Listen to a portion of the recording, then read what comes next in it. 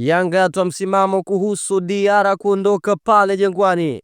Klabu ya Yanga imegoma ofa mbili nono kutoka kwa vigogo wa soka la kaskazini mwa Afrika, Zamalek ya huko Misri na CR Belouizdad ya huko Algeria, zilizokuwa zikimhitaji mlinda mlango wao namba 1 Djigui Diarra.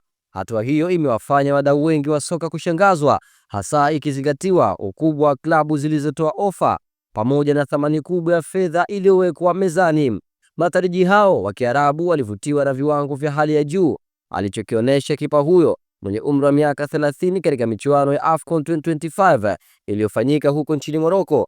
Katika mashindano hayo, Diarra alikuwa mhimili mkuu wa timu ya taifa ya Mali, akionyesha uimara mkubwa langoni, utulivu wa hali ya juu na uwezo wa kusoma mchezo kwa weledi. Umahiri wake ulifanya Mali kufika hatua ya robo finali kabla ya kuondolewa, lakini jina la Djigui Diarra lilibaki likitajwa kwa heshima kubwa miongoni mwa wachambuzi na washabiki wa soka barani Afrika. Mara baada ya mashindano hayo, haikuchukua muda kwa vilabu vikubwa kuanza kugonga milango kwa Yanga wakitaka kumsajili kipa huyo.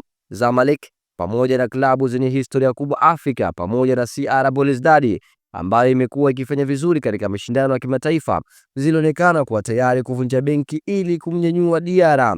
Hata hivyo, uongozi wa Yanga ulitoa jibu la mkato kabisa la Diarra is not for sale, ikisisitiza kuwa mlinda mlango huyo bado ana mkataba wa kudumu hadi 2027. Uamuzi huo umetafsiriwa kama ishara ya kuwa Yanga katika uendeshaji wa soka la kisasa, ambapo klabu haiongozi tena kwa tamaa ya fedha za haraka, bali inaangalia malengo ya muda mrefu. Kwa kugomea ofa hizo, Yanga imeonyesha wazi kuwa inalenga kulinda heshima yake, uthabiti wa kikosi chake na kuimarisha nafasi yake katika mashindano ya ligi barani Afrika. Ni ujumbe mzito kwa wapinzani wao ya kwamba Yanga si klabu inayoweza kuumbishwa kirahisi na fedha, hasa inapokuja suala la wachezaji muhimu.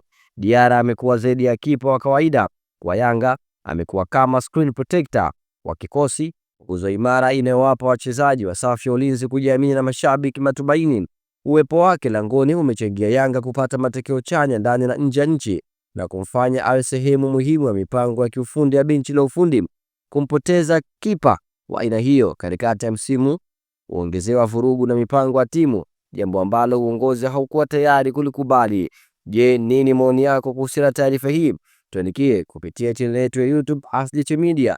Lakini kikubwa usiache kusubscribe ili kwanza kupata habari zote motomoto kemkem za kimichezo ndani na nje ya nchi. Kwa haya na mengine zaidi unaweza kutufuatilia katika mitandao yetu yote kijamii kama vile Instagram, Facebook, X na kwingineko.